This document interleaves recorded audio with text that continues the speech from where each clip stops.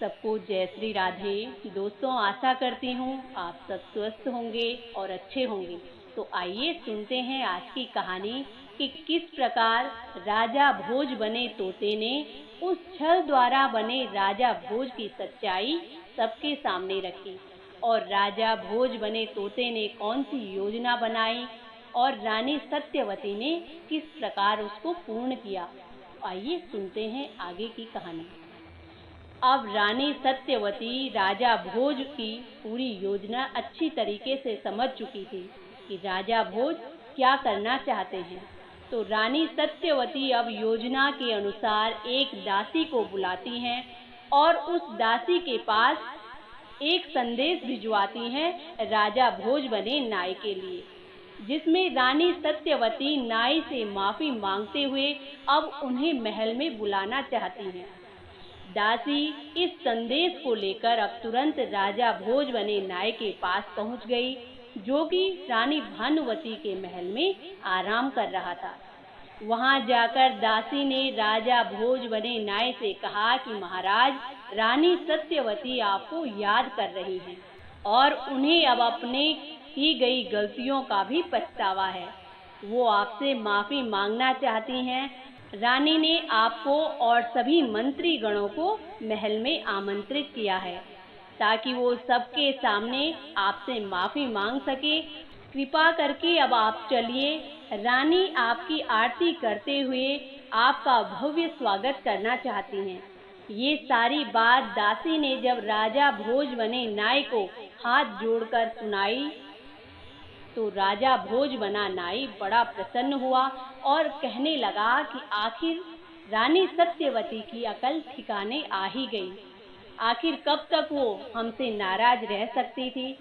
और वो नाई अब जोर जोर से हंसने लगा और उस दासी से कहता है कि ठीक है, आप जाइए और रानी सत्यवती को कहिए कि हम सभी मंत्री गणों के साथ महल में पधार रहे हैं। आप हमारा स्वागत करने की तैयारी करें। रानी सत्यवती को भी पूरा विश्वास था कि इस संदेश के साथ राजा नाई जरूर आएगा। इसीलिए रानी ने तोता बने राजा भोज को एक कपड़े से ढककर कक्ष के रोशनदान में छुपा लिया ताकि तोता वहां से सारा दृश्य देख सके। इस कार्य को पूर्ण करने के बाद अब रानी सत्यवती राजा बने नाई और मंत्रियों की आने की प्रतीक्षा करने लगी। थोड़ी देर बाद रानी ने देखा कि राजा नाई सभी मंत्री गणों के साथ महल की ओर पधार रहा था। राजमहल के मुख्य द्वार पर पहुंचते ही रानी ने अपने बाहरी मन से राजा नाई की आरती उतारी और हाथ जोड़कर कहने लगी कि महाराज, मैं अपनी गलती के लिए बहुत शर्मिंदा हूँ। मैं आपसे माफी मांगना चाहती हूँ कि मैंने आपको महल में प्रवेश करने से रोका, किंतु आप मुझे भली भांति जानते हैं कि मैं एक पतिव्रता स्त्री हूँ। इसके लिए मुझे अपने प्रत्येक कदम को सोच समझकर रखना पड़ता है। कृपा करें और मुझे क्षमा कीजिए। इस प्रकार रानी सत्यवती अपनी बात को पूर्ण करते हुए बोलती हैं कि महाराज, मैं आपकी बात से सहमत हूँ कि इतनी पुरानी बातें किसे याद रहती हैं, लेकिन मैं अब आपको बताती हूँ कि जब आप गए थे तो आपने मुझे कहा था कि जब मैं अपनी 15वीं विद्या सीख कर वापस आऊंगा, मैं पहले इसका चमत्कार आपको ही दिखाऊंगा। तो आप समझ जाना कि मैं ही राजा भोज हूँ। लेकिन महाराज, आपने वापस आने के बाद मुझे कोई भी चमत्कार नहीं दिखाया, जिसके कारण मैंने आपके साथ ऐसा व्यवहार किया। इसीलिए महाराज, मैं अब आपसे प्रार्थना करती हूँ कि सभी के सामने आप अपनी 15वीं विद्या का चमत्कार दिखाइए ताकि मैं अपने महाराज पर गर्व कर सकूं। इतनी बात कहने के बाद राजा नाई मन ही मन बड़ा खुश हो रहा था। वो खुद भी सबके सामने अपनी इस विद्या को दिखाने के लिए बड़ा बेचैन था, लेकिन उसे इस बात का बिल्कुल भी एहसास नहीं था कि असली राजा भोज भी वहां मौजूद हैं और वो हमारी सारी बातें सुन भी रहे हैं और देख भी रहे हैं। और राजा भोज बना जो तोता था वो तो अब सिर्फ एक मौके की तलाश में बैठे थे। जब नाई एक क्षण के लिए राजा भोज के शरीर से बाहर निकले। अब राजा भोज बने नाई ने कहा कि ठीक है, अब रानी आप बताइए कि आप क्या देखना चाहेंगी। तो रानी ने तुरंत अपने नौकरों को कहा कि उस मरे हुए बकरे को मंगवाया जाए। रानी के आदेश के अनुसार नौकर उस मरे हुए बकरे को लेकर उस राजा भोज बने नाई के सामने रखकर चले गए। अब रानी ने कहा कि महाराज, मैं चाहती हूँ कि आप एक बार अपने प्राण इस मरे हुए बकरे में डाल दें, इसे जीवित करें और अपनी विद्या का परिचय दें। राजा ने कहा कि ठीक है, इसमें कौन सी बड़ी बात है, ये तो मेरे बाएं हाथ का खेल है। इस प्रकार वो नाई अपनी विद्या का अहंकार कर रहा था और बड़ा प्रसन्न हो रहा था।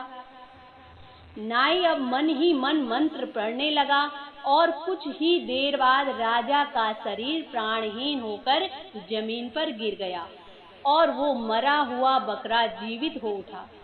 अब नाई के प्राण बकरे में बस चुके थे। उधर रोशनदान में बैठा तोता राजा भोज इसी एक क्षण की तलाश कर रहे थे। अब उन्होंने भी तुरंत मंत्र पढ़े और अपने प्राण यानी खुद राजा भोज के शरीर में डाल दिए। फिर तोता प्राणहीन होकर नीचे गिर गया। वहां मौजूद सभी प्रजाजन अचंभित रह गए कि ये सब क्या हो रहा है। तभी अचानक राजा भोज ने कहा, जो कि अब अपने असली रूप में आ चुके थे, कि तुरंत बेड़ियां लाओ और बेड़ियां लाकर इस बकरे को अच्छी तरीके से बांध दो ताकि ये भाग न पाए।